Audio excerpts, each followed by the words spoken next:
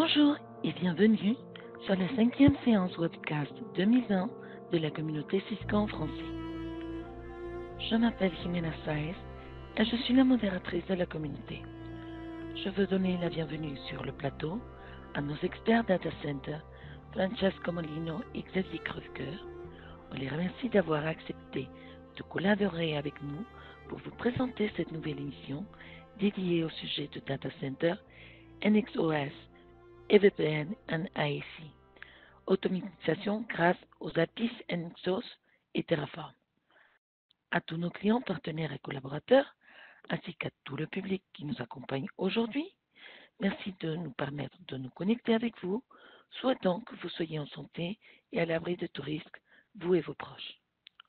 En nom de toute l'équipe de la communauté Cisco, c'est avec un grand plaisir que nous vous accueillons dans cette nouvelle émission. Nous allons faire des annonces, des nouveautés. Et puisque vous vous intéressez au sujet de data center, la communauté en français lance une fois en question, Ask Me Anything ou demandez-moi n'importe quoi, se réserver à VXLAN, BGP et VPN. Cet événement est disponible cette semaine jusqu'à vendredi 8 mai, animé par Michael Di Bartolomeo, un de nos experts au TAC Bruxelles. Cet événement est réservé aux clients et partenaires, raison pour laquelle l'authentification est nécessaire pour y accéder. Alors, pour nous rejoindre ce forum, suivez le lien qui sera affiché sur le panneau du chat. Et puisque nous cherchons à poursuivre tous les efforts pour vous offrir des nouveaux contenus, nous avons convoqué nos experts pour partager avec nous leurs connaissances. Désormais, nous publierons des vidéotips tous les mois où vous trouverez les solutions simples aux problèmes récurrents que vous expérimentez. Alors, pour soumettre des demandes spécifiques ou pour participer avec nous, vous pouvez nous contacter par email. Notre courrier électronique sera affiché sur le panneau du chat aussi. Et puis, par ailleurs, bien sûr, les deux premières vidéos qui ont déjà été publiées, et vous pouvez vous rendre sur la section Routing and Switching ou Sécurité et vous pouvez aussi afficher les liens qui sont sur le panneau du chat ci-contre. Alors, la plupart de nos membres visitent la communauté pour trouver des réponses à leurs questions ou partager leurs connaissances. Et c'est pourquoi les compliments que vous pouvez faire aux experts les encouragent à participer davantage et à revenir. Alors, on compte sur vous, non seulement pour complimenter les contributeurs, mais aussi pour poser des nouvelles questions et nous aider à répondre à celles qui ont été ouvertes. Alors, pour vous familiariser avec les différents outils de la communauté et retrouver toutes les informations qui vous intéressent, on vous invite à regarder cette vidéo d'introduction à la communauté Cisco que nous avons publiée l'année dernière. Le lien sera affiché sur le chat. Tous les mois, nous sommes à la recherche des meilleurs contributeurs de la communauté en français, ceux qui posent des questions, qui offrent leur aide ou qui publient des blogs ou des documents. Alors, si vous souhaitez être nominé au Spotlight Awards ou recommander quelqu'un en particulier, à vous de participer activement. Vous pouvez aussi nous contacter par email. Et puis voilà.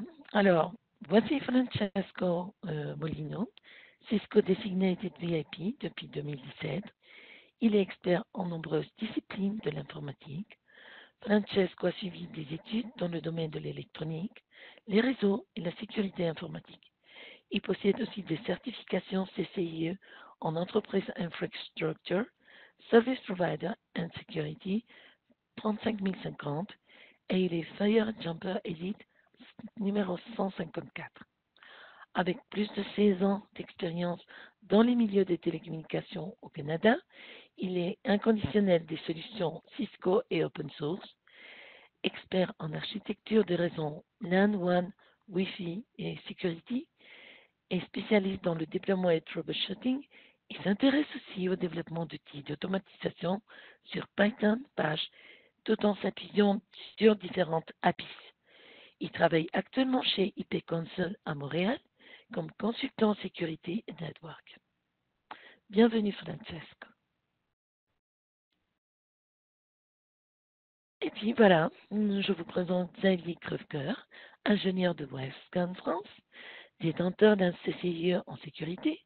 Xavier est aussi Fire Jumper Elite numéro 135 et possède une vaste expérience dans les télécommunications, centres de données, sécurité et distribution. Il nous fera l'honneur de répondre à vos questions sur le panneau Q&A tout au long de la séance. En fonction du nombre de questions, nous tâcherons de répondre en fin de séance, mais si jamais le temps s'achève, nous publierons les réponses à vos questions en attente dans la communauté. Bienvenue aussi Xavier. Alors, ce webcast aura une durée d'environ 70 minutes. Si vous avez des problèmes d'audio ou de connexion, veuillez régler votre entrée d'audio éventuellement, reprendre la séance par téléphone fixe simultanément. Alors, pour poser vos questions, utilisez le panneau de Q&A, de questions-réponses. Pour participer au sondage, aussi, répondez dans le panneau qui s'affichera sur votre droite. Autrement, si vous ne voyez pas le module, en cliquant plus d'options, c'est un cercle avec 3 petits points. Si vous ne voyez pas avancer les slides correctement, vérifiez aussi que vous soyez sur l'écran du présentateur. Et puis finalement, n'oubliez pas de remplir le sondage qui s'affichera en fin de séance et de nous partager vos commentaires pour nos experts. Et puis, bienvenue. Je cède la parole à Francesco pour pouvoir commencer cette présentation. Francesco, merci beaucoup. Je peux te céder la parole, s'il te plaît? Oui, merci beaucoup, Jimena. Merci. Donc, bonjour à toutes et à tous. Je vais partager mon écran. Donc, l'idée d'aujourd'hui, c'est de parler un peu d'automatisation dans les milieux data center. Ce qu'on va faire, c'est qu'on va parler de VPN VXLAN, automatiser une fabrique Nexus, et en deuxième partie, une fabrique ACI. On va commencer par la partie Nexus. Donc, tout d'abord, qu'est-ce que Python et qu'est-ce qu'une API? Avant de rentrer dans qu'est-ce que Python, pourquoi on va utiliser de l'automatisation? La première des raisons, ça va être un gain de temps. La deuxième, ça va être la répétition des tâches qui peut introduire des erreurs humaines. Et la troisième, ça va être de gérer les changements qu'on va vouloir appliquer dans un mode plutôt DevOps. Et ce, pour avoir l'homogénéité des différents changes qu'on va appliquer sur notre infrastructure. Python, c'est un langage qui a été créé en 91. La dernière version 3 a été sortie en décembre 2008. Elle a été créée par un certain Guido van Rossum. Le nom de Python qu'il a donné à son langage vient du fait qu'il était fan de la série TV Monty Python's Flying Circus. Python est dit un langage interprété, donc on n'a pas besoin de le compiler et il fonctionne sur n'importe quel système d'exploitation, que ce soit Linux, macOS ou Windows. Qu'est-ce qu'une API? Donc API signifie Application Programming Interface. L'idée derrière tout ça, c'est de pouvoir exposer des données d'un système de manière structurée sans pour autant se soucier de la complexité qu'il y a derrière ce système. On a deux types d'API. On a ce qu'on appelle SOAP et REST. REST API est plus rapide et plus léger puisqu'on va pouvoir faire du caching d'informations, alors que SOAP, on ne va pas pouvoir faire. SOAP est un protocole, alors que REST n'est pas un protocole, c'est plutôt une méthodologie architecturale de données. La première question que vous allez avoir dans le polling question, quand a été créée la dernière version de Python? On vient d'y répondre. Donc la réponse A, 1990, réponse B, 1991, réponse C, 2008. La réponse à cette question sera donnée lors de la deuxième polling question. Donc là, on va rentrer dans le vif du sujet de Nexus et API. Pour ceux qui vont rester jusqu'à la fin, vous aurez droit au code source de tout ce qu'on va démontrer, donc le code source des deux démos qui vont suivre. Donc, au niveau des Nexus, on a différentes méthodes d'accès pour automatiser l'implémentation de nos configurations. On a la première méthode qui est le SSH, qui est le plus commun, et ensuite on a ce qu'on va appeler les API. On a ce qu'on appelle dans la section API, on a le JSON RPC qui va être du standard. On a du NX API CLI qui va être quelque chose de propriétaire Cisco. Et on a la partie NX API REST. Donc le REST, c'est vraiment en mode RESTful API, c'est-à-dire qu'on va faire une programmation en mode objet et donc des fonctions vont être exposées par les Nexus. Chacune de ces fonctions-là va être déterminée par ce qu'on appelle un DN, donc un Distinguished Name. Pour ceux qui veulent commencer à coder sur du Nexus en mode REST API, il suffit d'activer la fonctionnalité qu'on va voir dans les prochaines slides et d'aller sur l'adresse IP ou le SQDN de votre Nexus, suivi de /visor HTML. Et vous allez avoir toutes les fonctions disponibles au niveau du NXOS. Je vous ai également mis dans la présentation un lien DevNet qui va vous donner les premières steps pour comment attaquer un Nexus en mode RESTful API. Qu'est-ce que le NX API CLI? Alors le NX API CLI n'est pas vraiment un REST API. C'est une API, on dit API puisqu'on y accède à travers du HTTPS. L'idée, c'est d'encapsuler des commandes Nexus, donc des commandes qu'on a l'habitude de taper comme show IP interface brief et ce genre de choses, au travers du protocole HTTPS. Les deux services NX API CLI ou le REST ainsi que le JSON RPC vont être exposés par un serveur interne au Nexus, un serveur web appelé Nginx. Donc la question qui revient le plus souvent est quelle est la différence entre SSH versus NX API? L'une des réponses est le fait d'avoir des données structurées et de maintenir les outputs que les commandes peuvent vous sortir et éviter de faire du parsing d'informations, c'est-à-dire de traiter l'information en mode que le switch vous rend en mode humaine et le mettre en mode compréhensible machine. Comment on active cette fonctionnalité-là sur les Nexus? Donc la première commande au niveau du NXOS, ça va être de taper la commande feature NX API. Ça va activer le NX API, donc ça va mettre en route le serveur web pour pouvoir l'attaquer en mode HTTP, HTTPS. La deuxième va être de configurer le type de transport qu'on va vouloir utiliser. Donc là, dans mon cas, vous voyez que j'utilise du HTTPS et je lui spécifie un port. Par défaut, sans spécifier de port, il va être sur le port 443 HTTPS. Dans notre cas, on va utiliser le 8443. Et donc, ça va venir configurer le serveur web. Pour ceux qui ont déjà fait du serveur web Nginx sur Linux, ça va configurer le serveur web à écouter uniquement sur ce port-là. La troisième étape va être d'attacher un certificat, puisque comme on va être en HTTPS, si on n'attache pas de certificat, on va avoir la notion de serveur non trusté. Donc, pour attacher un certificat, on a trois sous-commandes. La première va être attacher le certificat lui-même. La deuxième, attacher la clé de ce certificat-là. Et la troisième, d'activer ce certificat-là. Donc, le certificat peut être un certificat généré par une PKI pour que ça soit trusté vis-à-vis des utilisateurs internes. Ensuite, une fois qu'on a activé ça, on va avoir accès à ce qu'on appelle le sandbox. Donc, le sandbox, tout simplement, c'est en accédant à l'adresse IP ou SQDN de votre Nexus sur le port que vous aurez déterminé. Ça vous permet de préparer votre développement et de tester les différentes commandes. On va avoir, comme je le disais tantôt, le JSON RPC. On va avoir les XML et JSON, ce sont les deux outputs pour ce qu'on va appeler le NX API REST, NX API CLI, et on va avoir le NX API REST. Si je vais dans JSON, aujourd'hui on va se focuser sur la partie NX API CLI, puisque la partie REST, on la verra un petit peu avec ACI. Ça ressemble énormément aux appels ACI. On va avoir différents types de commandes. On va avoir du show, on va avoir du conf pour pousser de la commande, ou on va avoir du mode bash pour y aller en mode bash Linux. Et en tapant une commande, peu importe la commande que je veux taper en mode NXOS standard, je vais pouvoir faire un post et je vais voir la réponse que le serveur web va me sortir.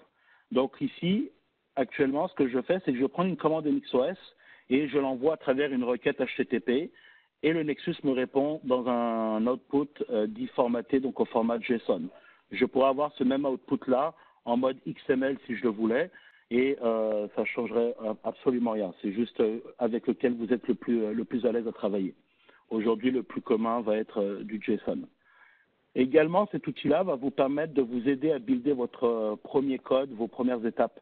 En tapant votre commande, vous avez ici un bouton qui s'appelle Python et il va traduire ce code-là, donc cette commande-là, dans un mode Python. Et donc, on va voir qu'il va utiliser une librairie qui s'appelle Request, qui va être la librairie pour faire du API, des request API, la librairie JSON pour pouvoir interpréter la sortie de l'output de ma commande, avec les URL, ça va être des variables qu'il va falloir définir, et il vous donne le code de comment créer votre requête API avec un header, le payload qui va être le body, donc qu'est-ce qu'on va envoyer au serveur, et ensuite on va concaténer tout ça dans une variable, et c'est cette variable-là qui va être notre réponse.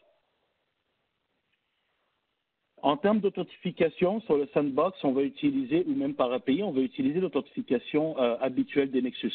Donc, dans notre cas de la démo, ça va être des comptes locaux, mais ça peut être des comptes Radius ou TACAX en fonction de ce que vous aurez configuré en mode NXOS. Comme je disais tantôt, on a deux types de formats qui vont sortir avec du NX API CLI ou même avec le reste. Ça va être le JSON par défaut. Avec le API CLI, on va avoir la possibilité d'avoir du XML également. Donc, on vient de faire la démo rapide du sandbox. Donc, au niveau du sandbox, quand on fait un NX API CLI avec du Python, comme je disais tantôt, on va avoir, pour un appel API, on va avoir trois sections, entre guillemets. La première qui va être le header. Donc, on va lui dire quel type de content on va recevoir. Donc, ici, on va lui indiquer que c'est du JSON. Dans le header, c'est un type dictionnaire. On va avoir aussi la notion d'autorisation. Donc, ça va être l'encodage de vos users et passwords dans un mode base64. Ensuite, on va avoir la deuxième partie qui va être le payload. Donc, le payload, ça va être ce qu'on va envoyer à la requête et ce que la requête va interpréter. Dans notre cas, on va se focuser sur le type. En rouge, on voit que c'est du CLI show, donc j'envoie des commandes de type show. Je pourrais remplacer cette variable-là par du CLI conf. Et là, ça voudrait dire au Nexus que je vais exécuter des commandes pour configurer quelque chose. Et ensuite, ça va être la partie input. Donc, dans input, je vais avoir les commandes que je vais envoyer. Que ce soit pour du show ou du conf, je vais lui donner l'ensemble des commandes que je veux exécuter. Chacune des commandes devrait être séparée par un point-virgule. Donc, là où je vois mon show CDP neighbor, il va falloir que je puisse mettre plusieurs commandes côte à côte, mais séparées par un point-virgule. Et la dernière variable qui va être le output format, c'est est-ce que je veux l'avoir en JSON ou en XML. Une fois que je fais ces deux étapes-là, il va falloir qu'avec ma dernière ligne request, que je concatène tout ça. Donc, je vais appeler dans la librairie request une fonction qui s'appelle request. Je vais l'envoyer en type post, c'est-à-dire que je vais poster de l'information en lui indiquant une URL, mon header que je viens de configurer, mon data qui va être du data envoyé en mode JSON et le verify égale false à la fin, ça va être pour éliminer les problématiques de certificat non trusté. Donc, si vous ne mettez pas le verify égale false et que vous n'avez pas mis de certificat trusté, votre requête ne s'exécutera pas avec succès. Je mets tout ça dans une variable qu'on va appeler response. Et dans cette response, je vais avoir, entre guillemets, trois sous-résultats qui vont m'intéresser. Le premier va être le status underscore code, qui va me donner le statut de ma requête, est-ce qu'elle est en échec ou en succès. Donc, avec des codes standards, 200 ou 400. Si j'ai un 400 parce que j'ai eu un échec, je peux utiliser la sous-variable de mon résultat qui est reason, qui va me donner la raison de l'échec. Et en utilisant la troisième sous-variable qui va être texte, ça va me donner un peu plus d'éléments de qui est-ce qui a planté quand j'ai exécuté mon API. Alors, bien évidemment, là, on parle du côté utilisateur, donc on développe notre propre code Python, on va exécuter notre code Python. Les problèmes peuvent être côté code Python, Donc, ça, à nous de le régler, mais ça peut être aussi des mauvaises interprétations côté device, donc côté Nexus. Et pour ce faire, on va avoir une commande qui va nous aider énormément, qui va être le show NXAPI Server Logs. Donc, cette commande va vous loguer tous les appels API qui seront faits sur le Nexus et va pouvoir vous donner déjà des informations pour un premier niveau de troubleshooting au cas où que votre API ne passe pas. Alors, pour la partie Nexus, contrairement à la partie NXOS, on n'est pas forcément obligé d'utiliser le API, même si c'est ce qu'on fait aujourd'hui pour avoir une homogénéité au travers de nos codes. On pourrait, comme je vous le mets dans l'écran, à gauche, la commande de show VLAN qui va nous sortir un output qu'on va dire humainement lisible, mais pour une machine difficilement interprétable puisqu'il va falloir, comme on dit, parser cet output-là. Donc, c'est-à-dire qu'il va falloir le traiter avec des librairies qu'on peut utiliser sur Python ou manuellement.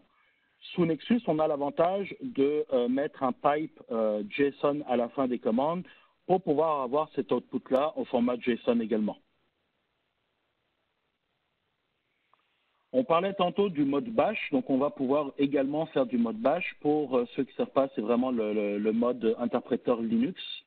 Avant de pouvoir utiliser ce mode bash-là, il va falloir activer la feature. Donc pour ce faire, sur le Nexus, il faut tout simplement taper la commande feature bash-shell et ensuite le mode bash est activé. Donc soit vous le lancez depuis le Nexus en mode de command line en tapant run bash et vous allez être dans le command line de bash du Linux, soit depuis l'API, vous allez pouvoir taper vos commandes comme on le voit dans l'écran à gauche, le IP link show, donc c'est une commande Linux pour récupérer les interfaces de mon device. Et donc l'avantage, c'est que je vais pouvoir lancer par API aussi bien des commandes NXOS que des commandes Linux. La deuxième polling question, donc avant de poser cette question, la réponse à la première question était 2008. La deuxième question est NXAPI CLI est une méthode REST API propriétaire au Nexus. Réponse A, oui. Réponse B, non. Donc on aura la réponse à cette question lors de la troisième polling question.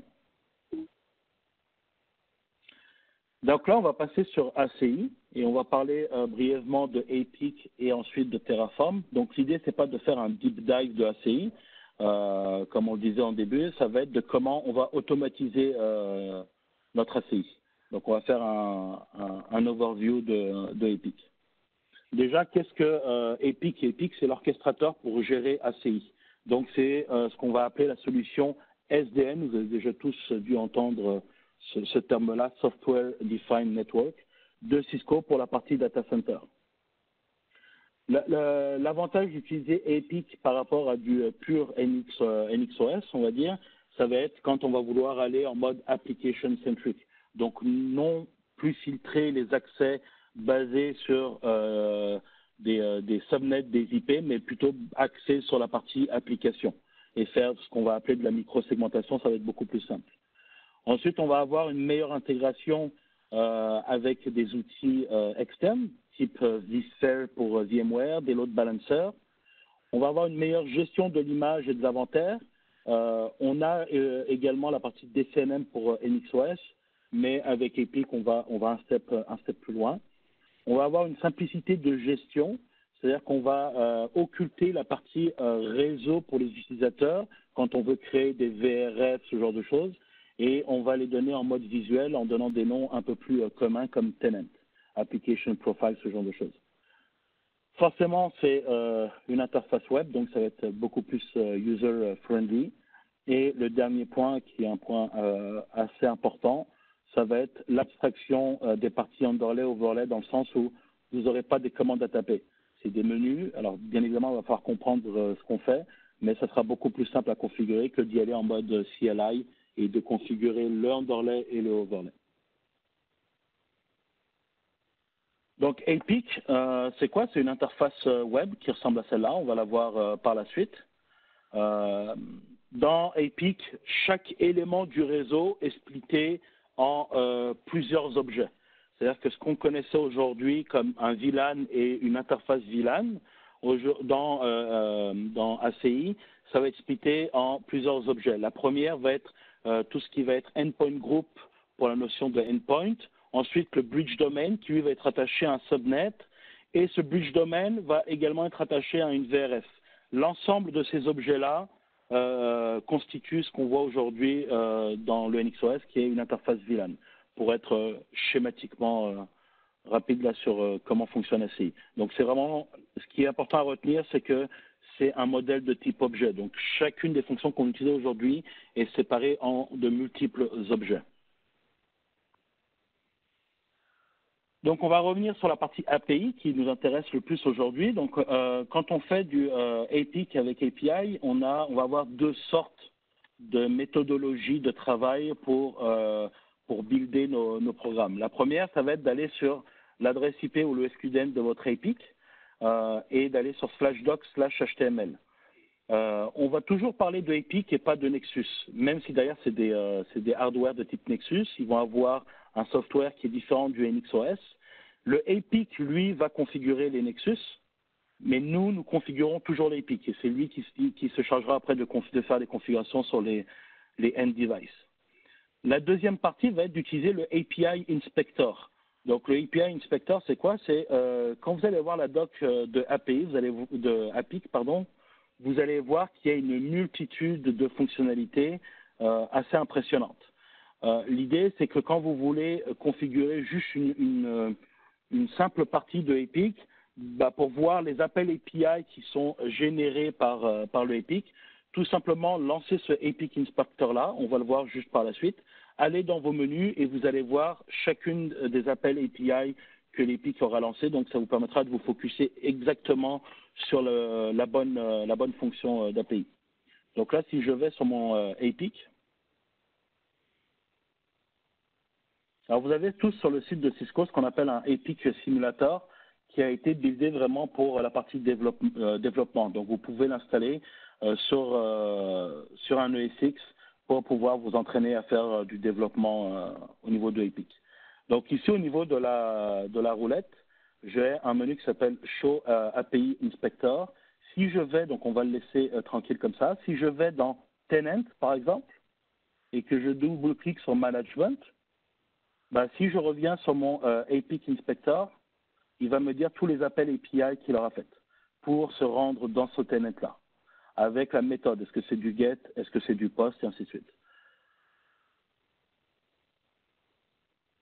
Au niveau des API pour APIC, il y en a quelques-unes. Entre autres, on va avoir la partie ACI Toolkit. Donc, l'idée d'une librairie, c'est de vous affranchir de configurer chacun des paramètres de la requête API en elle-même, comme on a vu tantôt avec le header, le payload et ainsi de suite. Lui va vous exposer des fonctions dans lesquelles vous donnerez vos informations et dans le back-end, il va s'occuper de générer des requêtes qu'il y a derrière. On a Cobra également et il y en a plein d'autres. Je vous ai mis le lien DevNet si vous voulez toutes les apprendre. Aujourd'hui, nous, on va se focuser sur Terraform. L'idée, c'est de pouvoir interagir avec notre infrastructure. Vous avez déjà dû entendre ce terme-là qui est IAC, qui signifie Infrastructure as a Code. Donc, c'est de plus aller en mode CLI, mais vraiment d'interagir avec notre infrastructure en mode programmabilité. Ensuite, je vais vouloir provisionner, mais une fois que j'ai provisionné, j'ai tout la vie de mes opérations. Donc, il va falloir que j'opère des changements, que je gère les versions de ces changements, et ce, de manière sécuritaire. Je vais vouloir être vendor agnostique, c'est-à-dire que je ne vais pas vouloir avoir un produit qui soit que pour Cisco, mais qui soit pour d'autres manufacturiers que j'aurai au sein de l'entreprise. Et surtout, avoir un support au niveau entreprise en cas de problème d'avoir un support sur lequel je peux me reposer. Cette méthodologie-là, en gros, et là j'ai sorti que quelques points qui me paraissent importants, c'est ce qu'on va appeler le DevOps. Qu'est-ce que Terraform? Donc Terraform, c'est un outil de provisioning qui appartient à la société HashiCorp. On a plusieurs providers disponibles, dont un qui est Cisco ACI.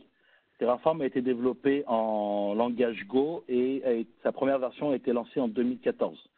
Et vous avez une très grande communauté sur le web qui va pouvoir vous aider dans tous les scripts, y compris sur le community Cisco. Donc là, si on va sur la partie Terraform rapidement, on va voir qu'il y a un certain nombre de providers fournis par HashiCorp qui sont déjà disponibles. Il y en a à peu près une centaine. Ça ne veut pas dire que si votre provider n'est pas là, vous ne pourrez pas utiliser Terraform. Vous pourrez créer votre propre provider sans aucun problème. Et pour la partie Cisco, on a la partie ACI qu'on va voir aujourd'hui et la partie ASA qui est assez limitée. La ASA va pouvoir nous donner la possibilité de créer des règles, en termes ACL, des objets et des routes statiques. Ça va s'arrêter à peu près là pour le provider ASA. Quand on fait un projet Terraform, on a 3 fichiers qu'on va souvent utiliser. Donc là, je vais rester sur la partie basic et je ne vais pas rentrer dans le détail des différentes sous-options qu'on pourrait avoir. Dans ces 3 fichiers-là, on va en avoir 2 qui vont être obligatoires. On va commencer par le premier qui est optionnel, qui est la notion de variable. Donc on a un fichier qui s'appelle variable.tf qui va être à la racine de notre projet. Bien évidemment, sans utiliser ce fichier variable, on va pouvoir utiliser des variables dans chacun des modules spécifiques. L'idée de ce fichier-là, c'est d'avoir des variables utilisables dans n'importe quel module. Généralement, on va l'utiliser pour y mettre la notion de username, password et la partie URL pour pouvoir faire nos appels API. Ensuite, on va avoir un fichier qui est très important, qui est le fichier provider.tf, qui est toujours à la racine de notre répertoire.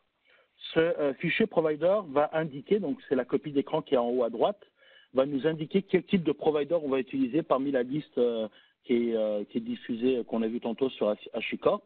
Alors, bien évidemment, si on utilise notre propre provider, ça va fonctionner exactement de la même façon. Et donc là, on voit que je configure mon provider en indiquant les différents paramètres de ce provider-là. Donc, qui vont être les usernames, le password, la notion d'URL et le insecure qui va être surtout pour la partie certificat, comme on l'a vu tantôt avec le verify égale false. C'est est-ce que je dois truster le certificat ou non. Et là, vous voyez que les valeurs que je mets à ces données-là sont de type var.username, var.password. Ça veut tout simplement dire que je vais aller chercher la variable qui s'appelle username dans mon fichier variable qui est à la racine de mon projet Terraform. Encore une fois, c'est dans un cas très simple, donc on va se focuser dans lequel on se focus aujourd'hui. Et ensuite, on a ce qu'on va appeler le main.tf, donc ça va être les actions qu'on va lancer. On va avoir des notions de ressources, donc si on va sur la partie ACI, on va avoir différents types d'informations qu'on va pouvoir lancer, soit data, soit des ressources.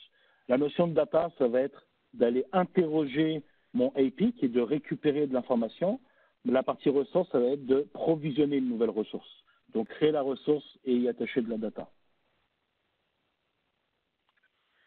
Quand on exécute notre premier projet Terraform, on a quelques commandes à exécuter pour la première fois. La première va être Terraform init. Donc, cette première commande-là va, entre guillemets, initier notre projet. Elle va parcourir le répertoire dans lequel on l'exécute. Bien évidemment, il y aura des options supplémentaires qu'on va pouvoir ajouter puisqu'on pourra la lancer depuis n'importe quel répertoire et spécifier le répertoire dans lequel on veut qu'elle aille s'initier. Mais prenons les choses simples, c'est qu'on initie cette commande dans notre répertoire de travail qui est notre projet Terraform. Donc, elle va parcourir l'ensemble des fichiers pour y récupérer justement la notion des providers, et aller télécharger ces providers qui sont distribués par HashiCorp directement et les mettre dans un répertoire qui est .terraform. Si vous avez des providers manuels, entre guillemets, que vous avez créés vous-même qui n'existent pas et qui n'ont pas été qui ne sont pas diffusés par HashiCorp, vous devrez manuellement aller les installer dans le répertoire que je vous donne sur la slide. Et ensuite, il va initier tous les modules. On voit ici une copie d'écran. Donc, on voit que dans le projet qu'on va lancer tout à l'heure, on a plusieurs modules. Donc, il va parcourir l'ensemble de ces modules-là. Et on voit sur le deuxième entouré rouge qu'il a découvert qu'on utilisait un provider qui s'appelait ACI et qui download le provider ACI. La deuxième commande qui est facultative, c'est le Terraform Plan. L'idée du Terraform Plan, c'est qu'il va faire un refresh de qu'est-ce qui a déjà qu'est-ce qui a déjà été exécuté au niveau de ce projet Terraform pour connaître les différentes créations qui vont avoir lieu, les suppressions ou les modifications. Si c'est la première fois qu'on l'exécute, on va avoir, comme on le voit dans l'écran, dans la copie d'écran, on va avoir zéro changement, zéro destruction, mais uniquement des créations. Mais lors de la deuxième fois que je vais l'exécuter, j'aurai peut-être un seul ajout et surtout des modifications ou des destructions. C'est ce qui va me permettre d'avoir un statut de ma fabrique au niveau Terraform. L'idée de tout ça aussi, c'est de dire je fais des changes, je lance mon Terraform plan et je sauvegarde l'output dans un fichier. Et ce fichier-là, je vais l'utiliser pour l'appliquer plus tard. Donc, c'est pour gérer mon niveau de changement et mes risques de changement dans un mode plutôt opération. On n'est pas obligé, comme dans le cas d'aujourd'hui, on n'est pas obligé de faire un plan pour les projets entre guillemets de test. Ça va être vraiment dans un mode DevOps. Aujourd'hui, on va faire un init et un apply directement. Le apply, lui, va appliquer la configuration. Donc, c'est-à-dire qu'il va créer les objets qu'on veut créer, qu'il va les détruire ou les supprimer. On a plusieurs options après le apply. On va se focuser aujourd'hui sur deux uniquement. La première qui est le auto-approve. À chaque fois que vous allez lancer Terraform, vous allez avoir un input au niveau utilisateur qui va vous demander « Êtes-vous sûr de vouloir exécuter ces commandes ?» Quand on est en mode de programmabilité, on veut faire abstraction de ces user inputs-là et on veut automatiquement approuver puisqu'il y aura eu des validations au préalable. Et ensuite, on a la notion de parallélisme. Parallélisme, c'est le nombre d'opérations concurrentes qu'on peut lancer avec Terraform. Donc, par défaut, dans tous vos modules que vous allez créer, il va pouvoir lancer jusqu'à 10 opérations concurrentes. Le seul hic qu'on va avoir avec ACI, c'est que si on utilise un parallélisme qui est supérieur à 1 et qu'on fait de l'authentification user password au travers de l'EPIC, on risque d'avoir des soucis. Il y avait encore des bugs sur la version 0.2 où à un certain moment, il ne savait plus où il en était, il buguait et là, votre projet était stock. Si on veut utiliser plusieurs parallélismes, donc on veut avoir plus qu'une opération concurrente, on va pouvoir l'utiliser avec Epic, mais il va falloir se connecter avec un certificat. On le verra juste dans la slide suivante. La seule problématique avec ce certificat-là, c'est qu'aujourd'hui, on a une fonction qui est disponible au niveau du provider ACI Terraform, qui est ACI_REST. L'idée, c'est de pouvoir faire un appel REST API sur une fonction qui n'est pas encore disponible avec Terraform, donc de créer notre propre REST API et de l'exécuter avec cette fonction-là. Et actuellement, il y a un bug d'authentification quand on utilise cette fonction avec authentification certificat. Pour le certificat, pour s'authentifier par certificat, il va falloir générer un self-sign certificate. C'est-à-dire qu'on ne pourra pas avoir un certificat trusté par une PKI. C'est vraiment un self-sign certificate uniquement qui va fonctionner. Donc, je vous mets la commande OpenSSL pour générer votre propre certificat. Une fois qu'on a qu'on a lancé cette commande, on va avoir la clé privée avec notre certificat. Il va falloir aller au niveau de l'EPIC, au niveau de l'utilisateur, et le mettre dans le champ certificat au niveau du data, copier notre certificat. Donc, si je vais dans mon EPIC et que je vais au niveau de mon utilisateur, donc là, j'ai un seul utilisateur, je double-clique dessus. Si je scroll down, j'ai la section User Certificate. En faisant le petit plus, je vais lui donner un nom et mettre mon certificat à ce niveau-là. Une fois que j'ai mis ce certificat au niveau de EPIC, j'ai une modification à apporter au niveau de mon projet Terraform. Dans la copie d'écran, en haut à gauche, on voit c'est notre fichier variable. Et donc là, vous voyez que, comme je les ai surlignés en jaune, on a deux nouvelles variables qui sont créées, cert_name et private_key. Un va donner le nom du certificat qu'on aura mis sur EPIC. Donc, comme vous le voyez à droite, le nom de mon certificat, c'est Francesco. Bien évidemment, là, j'ai mis le même nom que mon username pour des questions de visibilité, mais le nom peut être ce que vous voulez. Ce n'est pas obligatoirement la même chose que le username. Et ensuite, dans mon fichier variable, j'indique où se trouve la clé privée de mon certificat. Dans la copie d'écran du bas, au niveau de mon provider, cette fois-ci, contrairement à avant, on n'a plus la notion de password, on a la notion de username, certes, mais on rajoute la notion de private key et certificat. Et donc là, on va faire une authentification au niveau EPIC en API par certificat. Alors c'est bien beau, là on a parlé de comment créer notre premier projet au niveau iDevel. Vous allez pouvoir créer des projets, vous allez avoir les codes sources à la fin de la présentation que je vous donnerai. Mais des fois le problème est côté EPIC et pas forcément côté Terraform ou côté utilisateur. Ou il peut être entre les deux, mais il va falloir qu'on le détermine. Donc pour ce faire, on va faire ce qu'on appelle du debugging de Terraform ou de EPIC. Et on a deux endroits pour faire du debugging. La première va être au niveau du Terraform. Donc, on va avoir deux variables, le tf_log et le tf_log_path. Le tf_log va nous donner le level de debug qu'on veut avoir. Donc là, forcément, c'est du debug, donc je mets la valeur de debug. Si je veux avoir du info, je vais mettre du info. Ça va être vraiment au niveau level syslog. Quand je fais ça, ça va me donner tout ça sur mon terminal. La problématique, c'est que si vous créez 2-3 ressources, ça va encore. Mais si, comme on a vu tantôt, il y en avait 234 à créer, c'est quand même un peu illisible au niveau du terminal. Donc, on va vouloir le sauvegarder dans un fichier, d'où la notion de tf_log_path, où on va lui donner un fichier log sur lequel il va sauvegarder l'output de nos debugging Terraform. Et par la même occasion, on va vouloir aussi débugger côté EPIC. Parce que Terraform va peut-être nous retourner une erreur, mais cette erreur va venir du côté EPIC. Comme on l'a vu tantôt avec la partie Nexus, c'est un serveur web Nginx qui est disponible.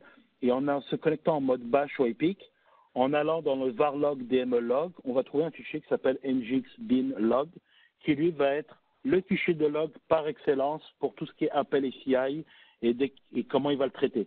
C'est-à-dire que si vous allez avoir des erreurs parce qu'une ressource ne se fait pas, à cause peut-être d'une authentification ou quoi que ce soit, vous allez certainement le trouver là-dedans. Quelle commande Terraform est optionnelle pour exécuter le projet? Avant de passer à la question 3, donc la réponse à la question 2, la réponse à la question 2 va s'afficher sur votre écran. La question était, est-ce que NXAPI est une commande RESTful API?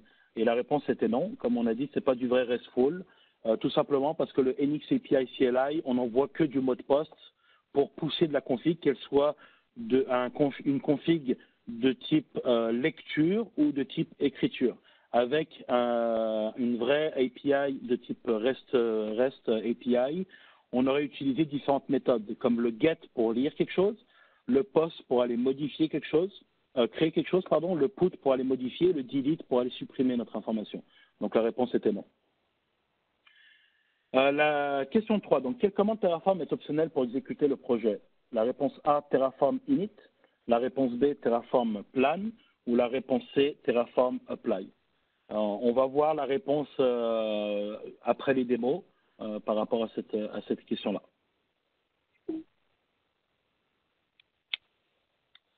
En termes de ressources, donc une petite slide juste pour vous donner les liens Terraform que je vous ai montré tantôt.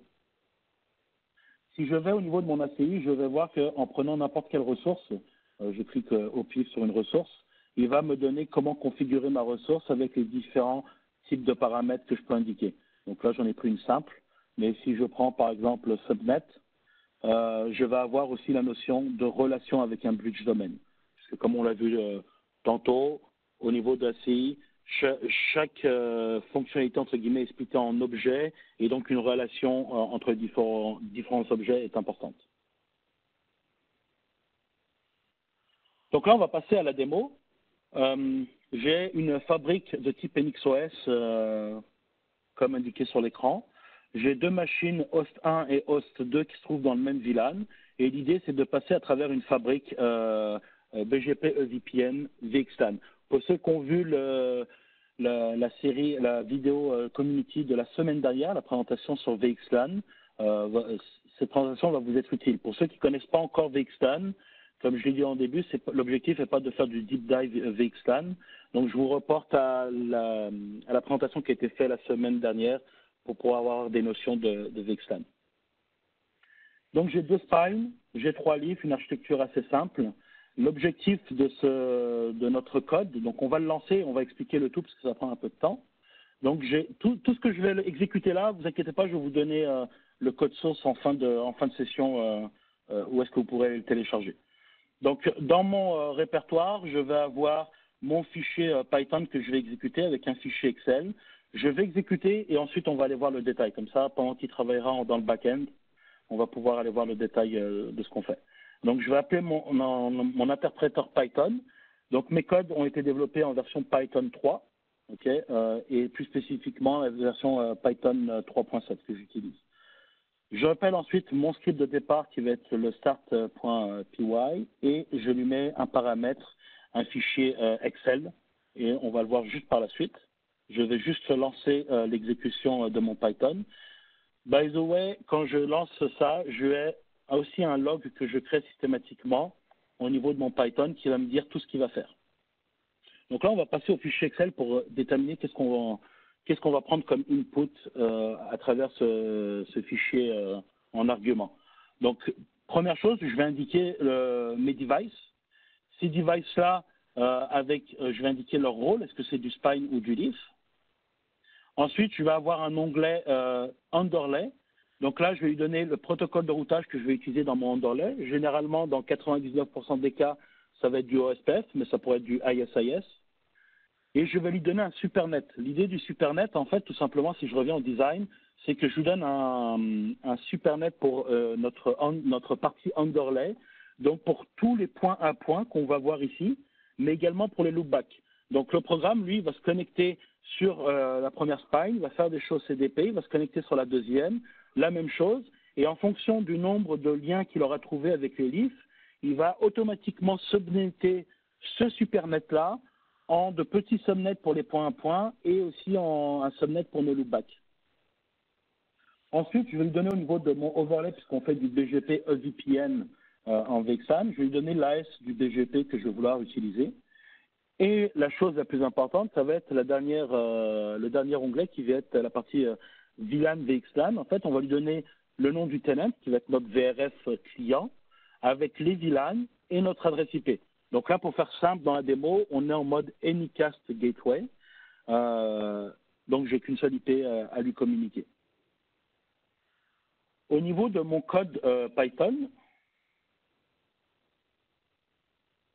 donc comme je disais, on a 2 fichiers. On a le start et on a le mytool. Donc, je vous laisserai le code, vous allez le voir en détail. Et encore une fois, si vous avez des questions par rapport au code, on ne va pas aller deep dive dans le code, sinon on y passerait des heures. Vous pourrez poster des questions sur le community et ça me fera plaisir de vous y répondre. Donc, qu'est-ce qu'on va faire au départ? C'est qu'on va lire notre fichier Excel. Donc ici, je vois que je récupère un argument pour le fichier Excel et j'utilise une fonction pour ouvrir ce fichier Excel. Dans ce fichier Excel-là, je vais parser, donc je vais traiter l'ensemble des informations qu'on a pu voir dans les différents onglets. Ensuite, je vais préparer ici une variable qui va me donner la clé pour aller ouvrir ce que j'appelle un vault, donc un coffre-fort où j'aurai stocké mes données. Donc là, tout simplement, pour que ça soit simple, j'ai déjà la clé ici que j'ai sauvegardée. On va aller le voir ensemble. Si je vais sur mon folder, j'ai mon fichier de coffre qui est authentication.kdbx. Donc, si je l'ouvre, avec cette clé, on va voir cette clé-là, comment elle est générée. Je vais avoir, donc j'utilise KeePass pour sauvegarder mes credentials, pour ne pas les mettre en clair dans mon code Python. En mettant cette clé-là, je vais avoir les différents identifiants pour mes différents devices. Donc, si je prends ma spine 1, par exemple, et que je clique dessus, je vais avoir mon username, je vais avoir mon password qui est ici admin, et je vais avoir l'URL. Vous voyez que l'URL, c'est la même qu'on a utilisée tout tantôt pour la partie sandbox, mais avec une particularité qui est le INS à la fin, qui est l'URL, la seule URL dans laquelle vous devrez être pour lancer vos appels API. Cette clé au niveau au niveau du coffre-fort, elle est générée par une fonction qui est dans MyTools et elle s'appelle VaultKey. Donc, en fait, ce que je fais, c'est que je vais lire une variable dans mon environnement système qui est certFault, qui va me donner le répertoire dans lequel sont stockés ma clé privée et mon certificat. Bien évidemment, là, on est dans un mode pas forcément sécurisé puisque tout se trouve en local sur la même machine, mais généralement, on ne met pas ça au même endroit. C'est-à-dire qu'on va mettre ça dans différents volumes. Je prends ma clé et je vais venir, entre guillemets, encoder une data. Donc là, pour faire simple, j'ai mis une data qui est une adresse email, une fake adresse mail. Et l'encodage de cette data va me donner ma clé. Et cette clé va être la clé qui va être obligatoire pour ouvrir mon Vault. Je vous ai également mis une deuxième méthode que j'utilise de temps en temps pour générer une clé qui va être la récupération de certaines informations au niveau du poste de travail, donc l'IP adresse, le hostname, de concaténer tout ça et de générer une clé unique. Ce qui est important de voir aussi dans notre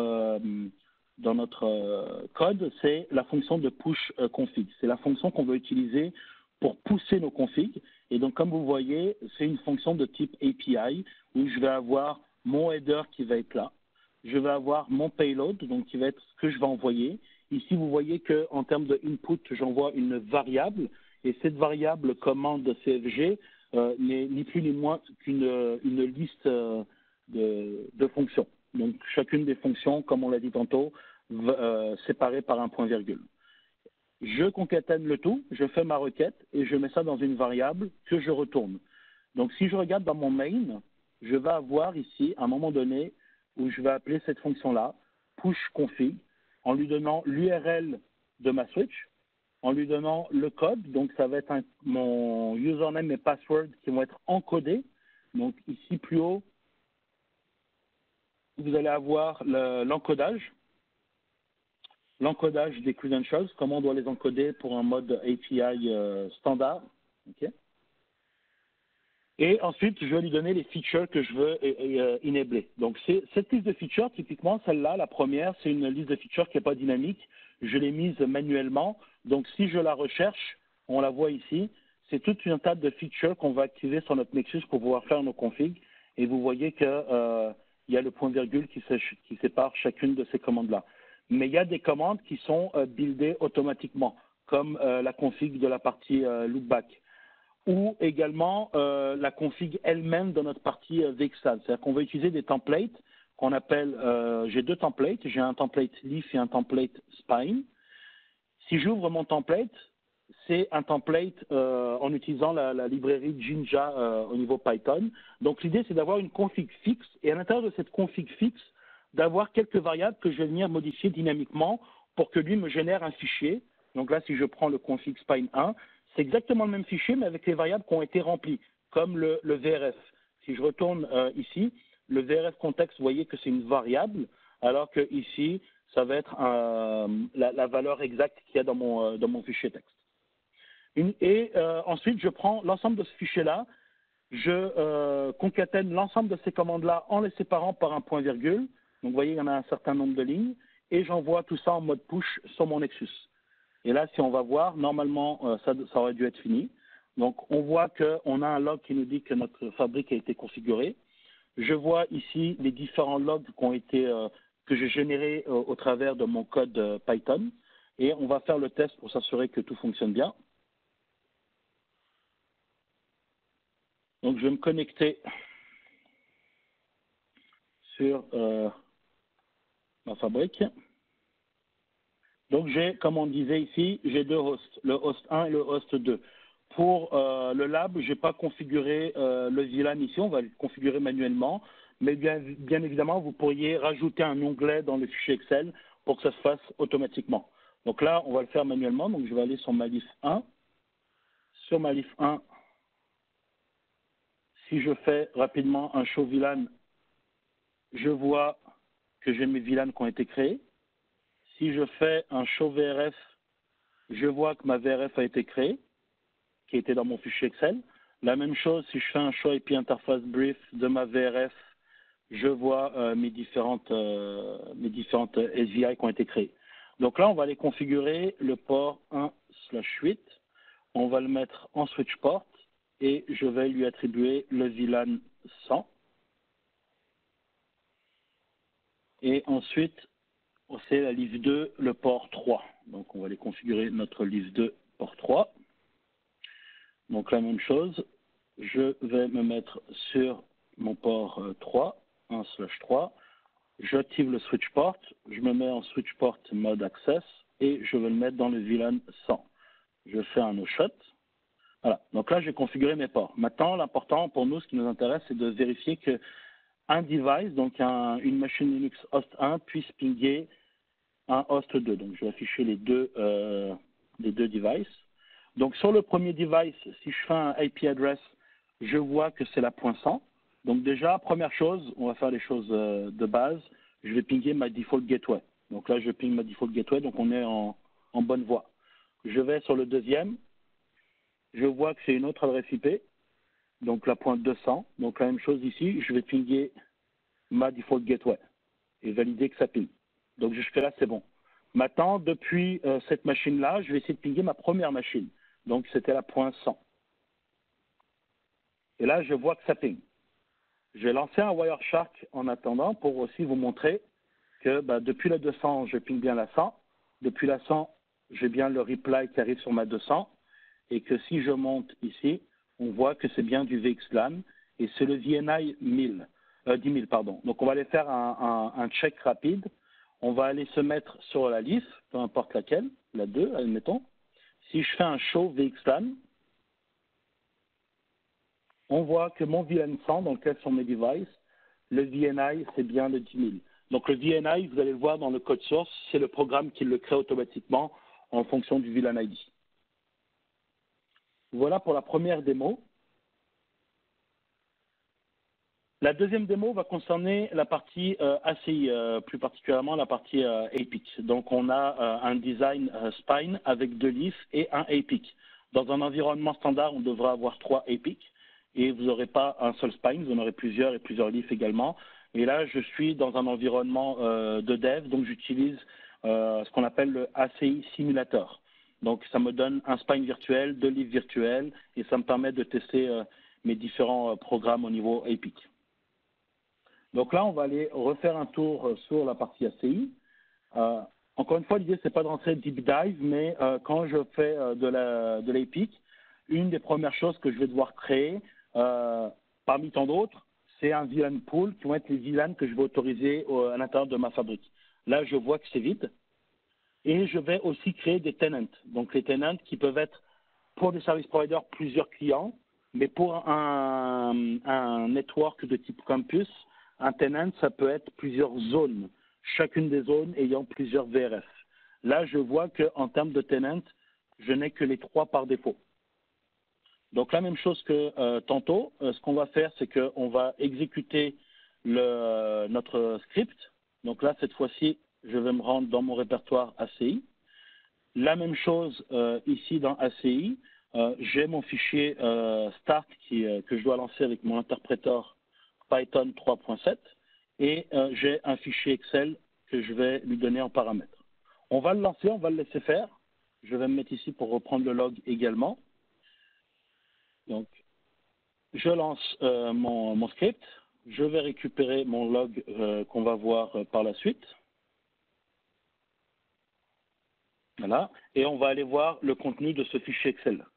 Donc, le contenu de ce fichier Excel, c'est un fichier dans lequel on va avoir plusieurs onglets. Le premier onglet, on va avoir les choses qui vont être plus reliées à la partie fabrique. Donc, le nom de notre VLAN pool, comme je le disais, nos ranges de VLAN pool, donc séparés par des virgules ou par des tirets pour que notre code interprète que ce soit un VLAN seul ou un range de VLAN. Le type de VLAN, l'allocation du VLAN, notre physical domain, AEP. Encore une fois, ça c'est des termes ACI, donc pour ceux qui ne connaissent pas, je vous invite à aller regarder un peu plus ACI de plus près. Les leafs, donc nos leafs que j'ai, les différents ports que je vais avoir sur ma leaf que je veux configurer, le type de port que je vais avoir, est-ce que c'est du 1 gig, est-ce que c'est du 10 gig, le type de profil que je veux appliquer. Est-ce que pour S, pour single port, est-ce que c'est un port standard? Est-ce que c'est un port qui fait partie d'un port Channel? Est-ce que c'est un port de type VPC? Donc, un VPC, donc un port Channel étendu, virtuel port Channel étendu sur 2 leafs, avec la leaf copine pour laquelle j'aurai mon VPC et l'AEP sur lequel on l'attache. Ensuite, je vais avoir une database de VLAN, donc VLAN ID avec un VLAN name. La database de VRF, donc quel VLAN par rapport au VLAN ID appartient à quel VRF.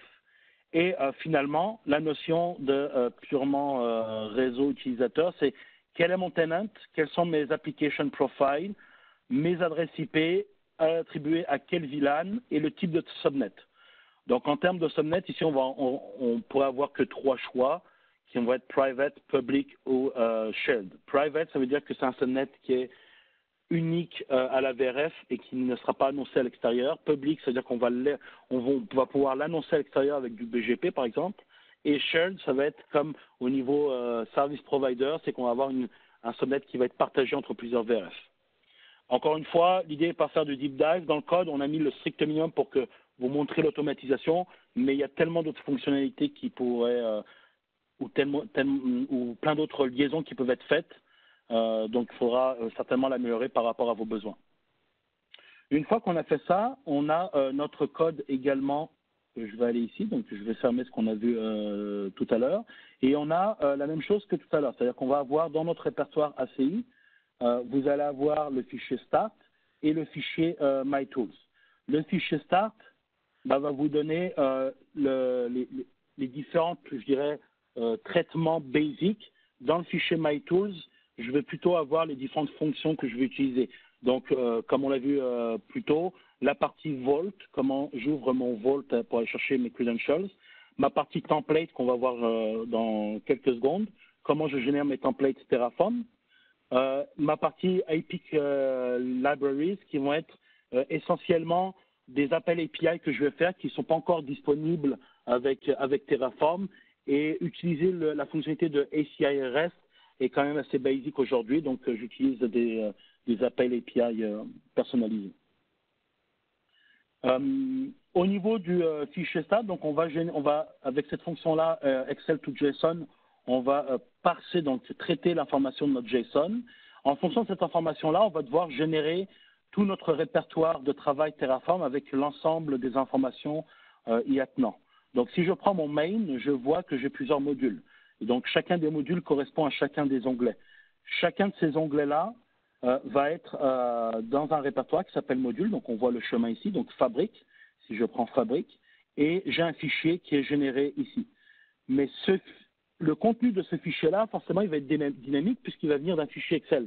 Donc, j'ai des templates dans le répertoire template pour la fabrique, par exemple, et on voit que pour la fabrique, j'ai un template qui va générer automatiquement la sortie, donc c'est-à-dire ce fichier-là, mais basé par rapport à des dictionnaires ou à des listes avec les informations que j'aurais récupérées de mon fichier Excel. Et donc, encore une fois, j'utilise Jinja 2 avec Python pour générer dynamiquement ces fichiers-là, que je vais mettre dans un fichier, dans un répertoire Terraform. Et dans ce répertoire Terraform, je vais venir lancer tout ce répertoire Terraform à travers mon Python. Donc, si on voit ici, je vais voir que je fais un init de Terraform comme on le voit. Je vous ai mis en commentaire le plan, si je voulais faire un plan, mais comme je l'ai dit, c'était optionnel dans notre démo à nous. Ça va être obligatoire presque pour des vraies opérations DevOps. Et on va faire, nous, directement un Terraform Apply. Donc, on va venir appliquer le contenu de notre Terraform. Dans notre Terraform, on va avoir le fichier de provider. Donc, ça, c'est quelque chose de statique. Mon fichier de variable qui, lui, est aussi dynamique. C'est-à-dire que si j'ouvre mon fichier ici, vous voyez que j'ai un variable template. Donc, j'ai la même chose. Je lui passe une liste dans laquelle je viens de définir mes users. Puisque, comme je vous l'ai dit tantôt, mes usernames ne sont pas en clair dans le code. Ils sont dans un Vault qui passe. Et je vais avoir mes différents modules. Le seul bémol qu'on n'a pas vu aujourd'hui dans le Terraform, c'est quand vous lancez les modules de Terraform, tout va se lancer automatiquement, mais pas dans un ordre bien précis. C'est-à-dire que si vous voulez lancer celui-là en premier et après ce module-là, parce que vous allez faire des links là-dedans par rapport à des objets créés avant, bah, va falloir le stipuler. Comment on le fait simplement? Donc, si je prends mon fabric main, à la fin de mon main, j'ai un output ici que j'appelle EOF. Je le fais dépendre, donc je lui donne une dépendance par rapport à la précédente ressource, qui, elle, est aussi dépendante à la précédente. Donc là, je le fais exprès pour vous montrer un peu les dépendances qu'on pourrait avoir pour que tout se lance dans l'ordre. Cet output-là, je lui donne une valeur, peu importe la valeur, ça peut être ce que vous voulez, là, il n'y a pas de valeur obligatoire. Ce qui est important de savoir, c'est que cette information-là, dans mon fichier main principal, je vais la récupérer ici, ok? Donc je la récupère ici, et je la mets dans une variable qui s'appelle target group that depends on one. Dans mon deuxième module interface CFG, donc si j'y vais, j'ouvre mon main, cette variable est là, et toutes mes ressources en dessous, la première entre autres, ou les plusieurs si on peut les lancer en parallèle, vont dépendre de cette variable-là. Et je fais ça ainsi de suite pour chacun des modules. Donc vous voyez, je vais créer un output différent pour chacun des modules. C'est une manière simple que je voulais vous montrer comme pour gérer justement que j'applique les configs dans un ordre bien précis et pas avoir la config du module interface profile qui est appliquée avant le fabric pool, auquel cas il y aurait eu des problématiques. Donc là, je parle trop, on va aller vérifier. Voilà, on voit bien que le APIC a bien été provisionné. Dans mon log, si je remonte tout en haut du log quand je l'ai lancé, donc à ce moment-là, je vois qu'il a appelé différents modules de APIC. Donc je vois la notion de module, le nom de mon module, comme on l'a vu tantôt, Fabric Pool. Donc si je retourne dans Fabric ici, Main, je vois les différents noms de mes modules. Et donc c'est ça qu'il a appliqué. Tout en bas, je vois le résultat du Terraform Apply, donc il a été complete et qui m'a créé 234 ressources, 0 change et 0 détruite.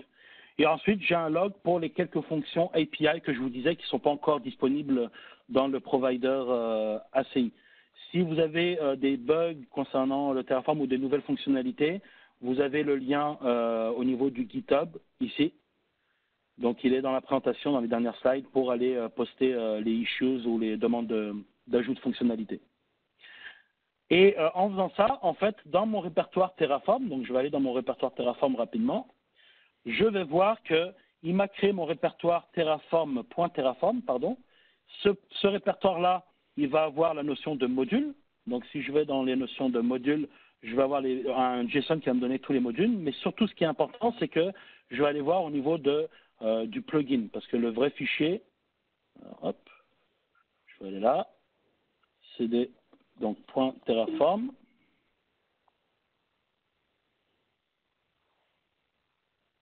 Non, il faut que j'aille dans Terraform avant. .terraform, cd plugin. Et donc là, je vais aller par rapport à mon OS. Voilà, je vois que j'ai bien mon provider ACI. Et en même temps, par la même occasion, il a créé un fichier, donc à la racine de mon répertoire projet Terraform, qui s'appelle Terraform TF-State. Donc si je l'ouvre rapide, il va garder un statut de tout ce qu'il aura poussé. Donc la prochaine fois que je vais modifier mon projet, ça va être ou du suppression ou de la modification, mais il ne va pas me recréer mes 234 objets. Si je rajoute des objets, il va me les créer, mais si je modifie un objet qui est déjà dans ce Terraform State, bah, il va juste le modifier. Si pour des tests, j'ai envie de tout recréer, bah, vous avez juste tout simplement ici à supprimer ce fichier-là, et pour lui, c'est comme s'il ne se serait jamais connecté, donc il va tout recommencer la création. Mais au niveau de Epic, il n'y aura pas des duplicates, ça va juste réécraser ce que vous avez. Donc on va venir au niveau du Epic rapidement, et on va voir que là, bah, il nous a créé nos différents tenants. Donc si je vais prendre Data Center, dans Data Center, dans la partie networking, par exemple, VRF, je vais voir que j'ai mes 3 VRF qui ont été créés. J'ai mes bridge domains qui sont créés. Okay. Et dans mon bridge domain, j'ai mon subnet qui est attaché. Et donc, le naming de ces objets-là, va être basé par rapport à un naming convention que j'ai déterminé, qui va être B underscore le nom du VLAN pour APP1. La même chose pour la partie EPG, sauf que pour faire différemment au niveau de la EPG, je vous ai montré que là, j'appelais VLAN underscore, l'ID du VLAN underscore EPG. Tout ça, c'est codé dans le code, mais on pourrait imaginer d'avoir un autre fichier Excel ou un tab ou peu importe, une autre source de données qui nous donne un naming convention pour pouvoir venir provisionner de façon homogène et unique notre fabrique. Voilà pour la deuxième démo. En termes de ressources, je vous ai mis ici le lien pour venir downloader le contenu des sources. Donc, ça va être sur un Docker. Quand vous allez lancer le Docker, donc il va falloir télécharger. Quand vous allez lancer le Docker, comme je le suis ici, vous allez arriver directement dans un répertoire qui s'appelle le CSC. Et dans ce répertoire-là, vous allez avoir les deux répertoires, ACI pour la démo ACI et EVPN pour la démo EVPN. Et donc, vous avez strictement à l'identique tout ce que j'ai présenté. Pour ouvrir le code ici, le Vault, j'ai mis un fichier dans ACI qui s'appelle je vois plus. Non, pardon. Je ne l'ai pas mis, je vous ai mis carrément le certificat. C'est un self-signed certificate. Donc, voilà, le certificat est là, donc vous pourrez ouvrir le Vault directement au niveau du Docker. Donc, vous pourrez le télécharger à cette adresse sur mon Docker public et après, je vous ai mis la commande pour l'exécuter. Donc là, vous devriez avoir, justement qu'on passe aux questions-réponses, la réponse à la question numéro 3 du polling question qui était est-ce que Terraform Plan est une commande obligatoire pour lancer un projet non, quelle était la commande optionnelle pour lancer un projet Terraform qui était le Terraform Plan? Et donc là, je repasse la main à Jimena. Merci à toutes et à tous de m'avoir écouté. Je vais répondre à vos questions s'il y en a. Oui, merci beaucoup. Voilà. Ben, merci encore et Francesco pour cette superbe présentation. Je crois que nos invités comprennent mieux maintenant comment faire une manipulation de ces nouveaux outils. Et bon, bah, cependant, nous avons récupéré déjà quelques questions pour toi et je ne sais pas si tu pourrais nous aider à répondre. Je te lis les questions, si tu es d'accord. Alors, laisse-moi vérifier. Ok, voilà. J'ai une question de Frédéric. Pourquoi on utilise Terraform au lieu des API avec Python et le data en JSON ou YAML? Si je suis déjà à l'aise avec ces API pour Firepower ou 2CMM, y a-t-il un avantage à Terraform pour ACI spécifiquement dû au provider déjà fourni? Alors, la réponse est oui et non, dans le sens où si vous êtes déjà à l'aise avec des API, vous pouvez très bien y aller en mode API. Là, ce que je voulais montrer, c'était plutôt dans un mode actuel, en mode DevOps. On va vouloir gérer un peu le risque. C'est-à-dire que quand on va faire des changes, on veut que si les changes ne s'exécutent pas correctement, on veut revenir à un état fonctionnel. Et c'est l'importance de Terraform où tout ce framework-là est déjà buildé. Si vous y allez tout seul avec vos propres API, vous allez fonctionner de la même manière. Vous n'allez peut-être pas pouvoir lancer des choses en simultané, sauf si vous faites du multithreading au niveau du Python. Mais surtout, ça va être gérer les différents changements, les différentes versions et l'état actuel de l'API. Le pourquoi on utilise aujourd'hui Terraform dans un mode DevOps. Ok. Ben, maintenant, une question de Christophe. Est-ce qu'il y a un check automatique que ce qui a été poussé à la pique n'a pas généré le fault? Alors, il n'y a pas de check à proprement dit. C'est-à-dire que quand on va pousser notre ressource, on va créer une ressource. Donc déjà, en utilisant Terraform, le fait de pousser une ressource, le risque d'erreur est quand même minime, puisque vous n'avez qu'un certain nombre de paramètres. Si ces paramètres-là, avec les différentes liaisons, ne sont pas correctement faites, Terraform ne le poussera pas, tout simplement. Si elle le pousse, mais que les paramètres que vous avez mis, la data qui est mise, n'est pas correcte, dans Epic, au niveau, par exemple, si je parle d'un bridge domain, vous allez avoir toujours l'onglet fault, et le fault va vous popper une erreur en vous disant que ce que vous avez mis, il manque quelque chose ou n'est pas correct. Ça va être les deux moyens de voir que la faute a été générée. Mais si vous générez de la data avec Terraform et que cette data est erronée, Terraform, lui, va juste créer une ressource, il ne va pas aller checker que la data que vous avez mis à l'intérieur est correcte. Après, ça, c'est le rôle de Epic. Mais on pourrait très bien l'automatiser, encore une fois. Hein. Là, de base, on ne le fait pas, mais on pourrait très bien aller automatiser, vérifier qu'après chaque ressource, on voit si on a une faute ou pas. Ok. Nous avons une autre question de Pierre. Bonjour, est-ce possible d'avoir une démo sur VXLAN, SIA ou une séance de présentation, s'il vous plaît? Est-ce que tu penses que tu pourrais éventuellement nous partager quelques liens utiles? Je pourrais mettre quelques liens sur la communauté, certainement, et on pourrait éventuellement organiser un autre webcast sans parler d'automatisation, mais aller un peu plus sur la configuration elle-même de qu'est-ce qu'est CI, comment on le configure, comment on le met en prod, voilà, les différentes étapes importantes pour un projet CI. C'est sûr qu'on ne pourra jamais aller deep dive parce qu'après, ça prendrait des heures, mais on pourrait voir comment setuper au même titre que ça a été fait la semaine dernière pour la partie VXLAN.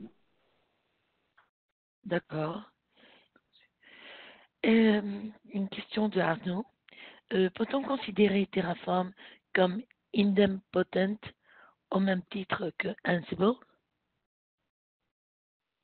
Alors ça, c'est la grosse question, Terraform vs Ansible. Les deux peuvent être utilisés communément. Je ne veux pas rentrer dans le débat Terraform vs Ansible, mais l'idée de base, c'est que Terraform, c'est vraiment un outil d'orchestration de provisioning versus Ansible, qui lui est plutôt un outil d'automatisation des configurations. Donc, on est sur deux choses un peu différentes. Les deux peuvent travailler en commun, mais il y a un overlap à un certain moment, mais ce que fait l'un ne le fera pas l'autre. Encore une fois, ce qui est important de comprendre ici, c'est que Terraform, c'est vraiment un outil d'orchestration, alors que Ansible, à la base, c'est vraiment un outil de configuration, si je reste au niveau basic. Après, il y aura toujours des débats, il y a des overlaps, oui, c'est certain, mais il y aura des choses qu'on pourra faire avec Terraform qu'on ne pourra pas faire facilement avec Ansible, ou qu'il va falloir faire des choses un peu plus custom. D'accord. Et une question. Pourquoi dans NX-API, on voit que des méthodes de type POST? Alors, tout simplement, c'est, comme on le disait, NX API CLI n'est pas structuré en mode REST API. Dans une REST API, on va avoir des get pour voir de l'information, des posts pour aller créer de l'information, put et delete pour aller modifier et supprimer. Dans NX API CLI, l'idée c'est on pousse que de la config, donc on fait uniquement des modes post. Il n'y a pas de notion de get, c'est que je pousse des commandes, peu importe qu'elles soient de type lecture ou de type écriture.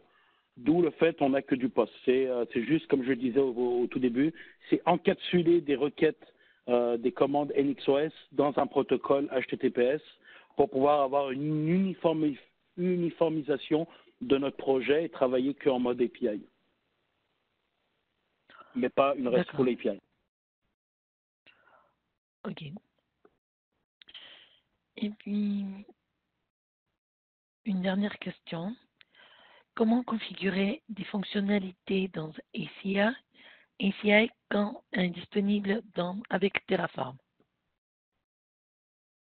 Alors, comme je l'ai montré dans mon code, on a deux possibilités. Soit c'est une commande assez simple et donc on va utiliser la fonctionnalité du provider ACI Terraform qui s'appelle ACI_REST, qui va vous donner une config basique de comment faire un appel API. soit, comme je l'ai fait dans mon code, pour ça que vous allez avoir les deux notions, vous allez créer votre propre appel API en buildant vous-même le header, le payload et en faisant le post ou le get de tout ça. Donc, soit Terraform avec ACI REST, soit le custom API call avec le code Python qui va avec. OK. Une dernière question de Hassan. Est-ce qu'on peut faire le même script pour les contrats? Alors, qu'est-ce qu'on entend par le même script pour faire les contrats? Est-ce qu'on peut leverager Terraform pour aller appliquer des contrats? La réponse est oui. La seule chose, c'est que si votre fabrique est déjà provisionnée, contrairement à ce que j'ai fait aujourd'hui où j'ai fait que du provisioning, il va falloir utiliser les ressources appelées des data resources pour aller lire déjà l'information et ensuite builder vos contrats. Il y a déjà des fonctions de contrats qui sont disponibles avec le provider API qui ont quand même pas mal de paramètres avec beaucoup de liaisons avec les différents éléments, les différents objets de Epic. Mais la réponse short, c'est oui, on peut le faire. Mais il faut aller avant récupérer l'information qu'il y a dans le Epic en utilisant les data resources. D'accord. Écoutez, je pense que nous pouvons finir la présentation pour fermer l'événement et partager les liens où seront affichés le reste des documents. Alors, finalement, si vous voulez, on vous partage le lien pour télécharger la présentation en version PDF avec le code source du laboratoire. Si jamais vous souhaitez sauvegarder une copie, vous pouvez vous rendre sur le lien qui est publié sur le panneau du chat et complimenter notre expert en cliquant sur l'étoile. Alors, donnez-nous 10-15 minutes pour télécharger le PDF. Nous avons eu quelques petits soucis, mais ça sera fait dans les 30 minutes qui suivent cette séance, s'il vous plaît. Et aussi, si vous avez des questions supplémentaires à ce sujet, nous mettons à votre disposition un fil de discussion qui sera ouvert jusqu'au vendredi 15 mai. Alors, dans les liens affichés, vous pourrez poser des nouvelles questions, consulter les Q&A ou regarder l'enregistrement vidéo de ce webcast, le temps juste de faire l'édition 24-48 heures environ, et on le téléchargera dans ce lien. Sinon, si vous parlez d'autres langues, la communauté est disponible dans cette langue et chaque communauté a ses propres événements et contenus.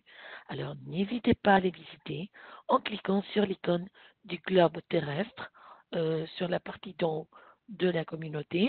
Vous pourrez voir toutes les langues et être réacheminé vers ces communautés-là. Et puis, si vous êtes plutôt actif côté réseaux sociaux, suivez-nous sur Facebook, Twitter, YouTube ou LinkedIn et partagez nos événements, rencontrez nos experts et invitez vos collègues à nous rejoindre aussi. Nous préparons une surprise pour cet été. Alors, restez connectés. Et puisque nous avons bien travaillé, on attend vos réponses au sondage qui s'affichera en fin de séance. Aidez-nous à améliorer nos événements. Est-ce que l'horaire vous convient? Comment pouvez-vous assurer votre présence et intérêt? Est-ce que vous avez apprécié cette présentation?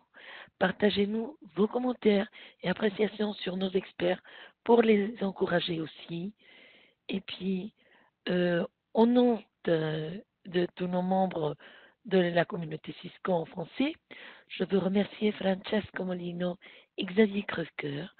Vous êtes toujours les bienvenus dans ce plateau et nous espérons vous recevoir bientôt dans une nouvelle émission. Et puis, à tous nos invités, un grand merci pour votre présence. Restez attentifs à nos prochains événements. Et si vous voulez nous rejoindre dans ce plateau, écrivez-nous aussi. Restez vigilants, portez-vous bien. Et puis, à la prochaine. Au revoir.